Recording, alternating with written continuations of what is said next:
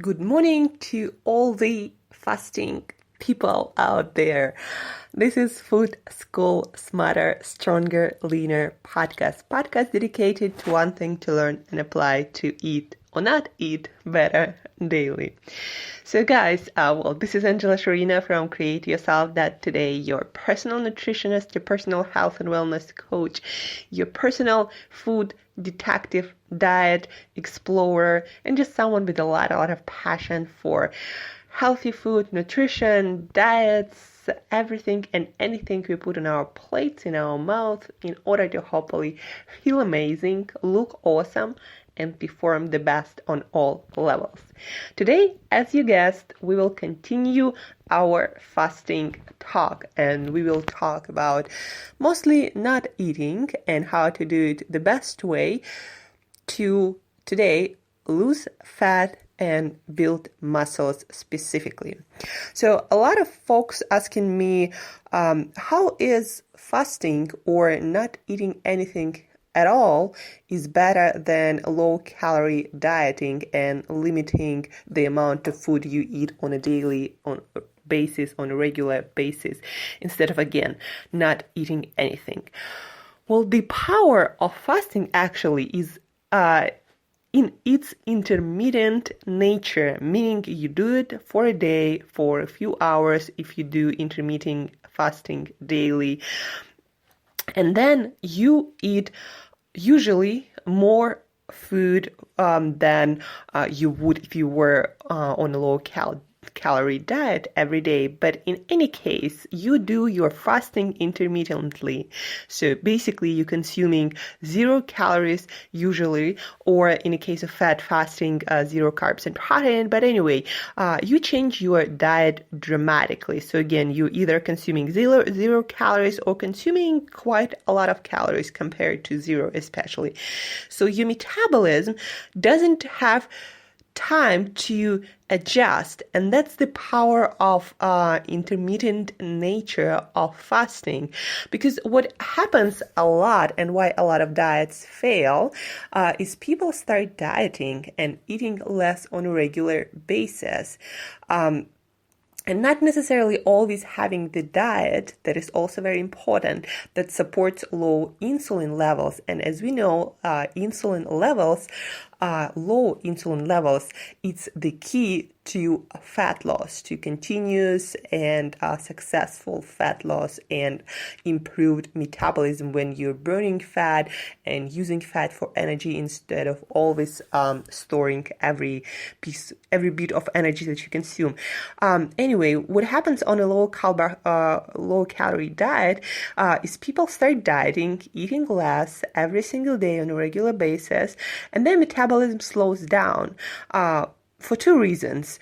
Because your body, your metabolism adapts to everything when it's done consistently for a long period of time. And it depends on your metabolism, how fast you adjust, but it still happens. Even after a week of low-calorie dieting, probably your metabolism will slow down if you do it consistently every single day.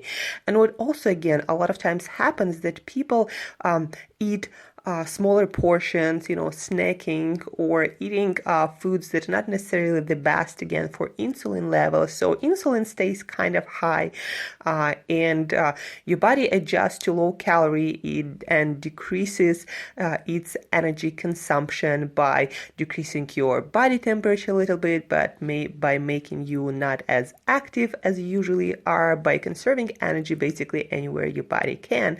So your base metabolism, that is where you spend the most energy, probably 90% of your energy is your base metabolism.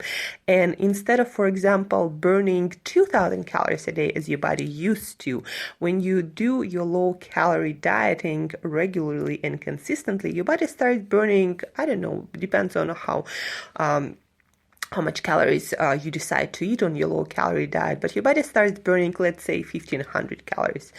And then also insulin stays kind of high. So your body in that kind of semi-fat storage mode, and then your metabolism slows down.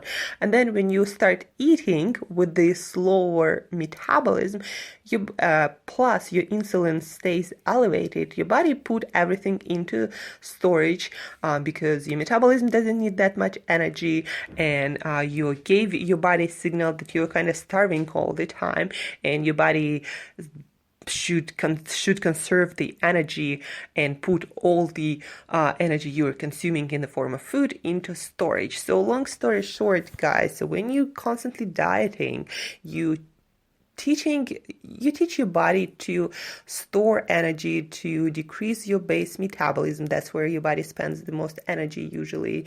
And what happens after you stop your diet, because nobody can diet forever, what happens is your body starts putting all the energy into fat storage with this slower metabolism, and that slowing down of your metabolism can last really, really long time.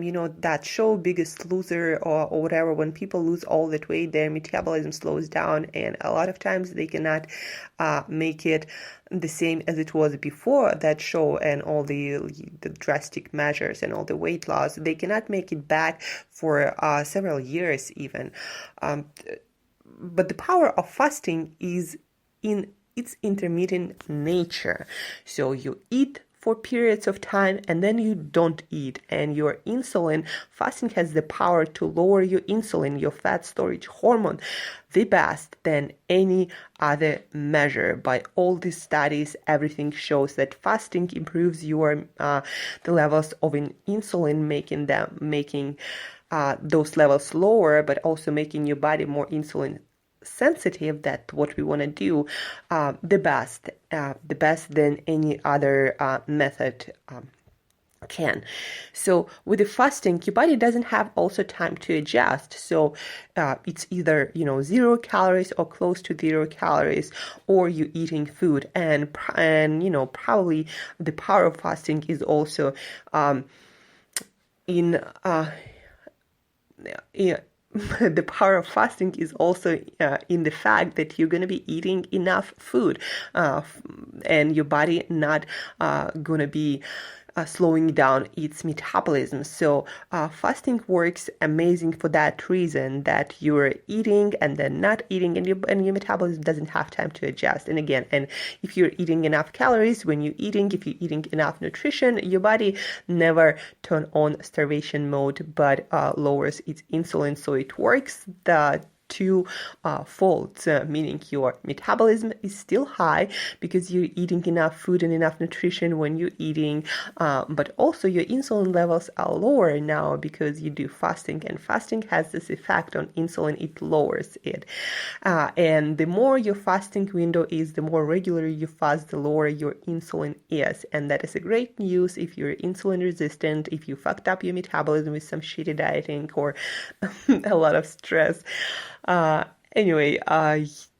fasting works for fat loss, for weight loss, for that reason. And for that reason also, actually, any kind of intermittent dieting works. So even if you do, let's say maybe not necessarily complete fasting, but if one day you consume, let's say 500 calories of good quality food, healthy food, and then maybe having just one meal a day, and the next day you eating as you usually would, it still would have an effect, and your metabolism wouldn't slow down compared to low-calorie dieting all the time. And that's why also carbohydrate cycling works. It works because, for example, if you're on a low-carb, high-fat diet most of the time, and then you incorporate some carbohydrate, healthy carbohydrates, of course, high carbohydrate days, you basically switching your metabolism to fat-burning mode and carb-burning mode, and your body needs more energy and time to adjust when your metabolism is not as effective, and is not as efficient if compared to if you were to do the same thing again and again.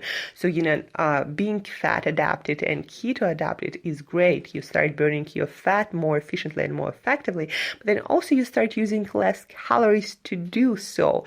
So if you incorporate some high carbohydrate days in that, you again making your metabolism not as efficient, not as effective, and that's why your body will have to spend more calories digesting the same amount of food when you switch back to low carbohydrate diet. Anyway, any kind of intermittent or irregular pattern of dieting actually works for your benefit. So you don't want to do the same thing over and over again, because at some point it just stops giving you the same results because your body adapts to everything. For folks who have, more weight to lose, more fat to lose, have more problems with metabolism, maybe insulin resistant, maybe even, type 2 diabetes, you might want to incorporate longer fasts, because longer fasts proven to help you with insulin problems better than intermittent fasting or fasting daily for certain hours, for certain amount of hours. So fasting, let's say for, 2 or 3 days, or sometimes 5-7 days, sometimes even longer. It depends how bad your insulin is, how bad your metabolism got. So for weight loss, for fat loss, for fat loss and weight loss plateaus, you might incorporate longer fasts. And it actually, the longer you fast, it usually actually the easier for you, because again, to switch your metabolism from eating to fasting, that's where the most suffering happens and you feel the hunger. But after 2 days, usually your hunger starts getting less and less. Of course, there is a point after you get hungry again, but second day, first day, usually two hardest day for a long-term fast, and then it gets easier with your hunger and your energy levels and everything. But then, guys, if you're not used to fasting, then don't feel bad if it doesn't feel good right away. And if you need to start slower, if you need to, maybe if you used to snacking all the time, maybe if you start with 12-hour window, it's good too, every day or every other day. However it works for you, just make sure that you're tracking progress and that you are getting better, and the rest just doesn't matter. Take your time as long as you need. And then second thing I want to talk about is muscle building and fasting, how to do the best way to get the most benefits. All the studies, all the practice, all the science show then when you fast, when you do intermittent fasting, when you fast, the amount of growth hormone that actually stimulates your muscle growth and preservation of lean body mass, that grows with your fasting. So kind of if you do your intermittent fasting every day and then you do your fasted workout, that's when you're gonna reap the most benefits, because your growth hormone will be naturally elevated, and also you're gonna have elevated levels of adrenaline that's going to help you to burn more fat to fuel the workouts, and that's also going to improve your exercise and your workout performance. So you want to do fasted workouts for the most benefit if you want to get the most gains and you want to stimulate your lean body mass the most and have the best exercise performance, unless of course you're doing a long the endurance event, like maybe cycling for a few hours or running a marathon. That's a completely different story. What I'm talking right now particularly is strength training, weight training, and gaining lean body mass, not increasing or improving your endurance, especially if it means long time training, long intervals of training. So you want to do your strength workout. You want to make it fasted workout to increase the amount of growth hormone and adrenaline circulating in your system to improve the fat burning and fat utilization, fat usage to fuel your workouts, to improve your exercise performance, to use the most growth hormone to stimulate your muscle growth again. And then you want to start your eating window right after that workout. So the fuel partitioning would be the most beneficial for your stimulate your muscle growth and muscle preservation. So what it means is, again, you do your intermittent fasting, you do your fasted workouts. This is the ideal scenario. And probably a good idea is also to have a cup of coffee before you work out. Caffeine usually takes about 30 minutes to start working in your system. So just to let you know, and so you could timely eat the most beneficial way.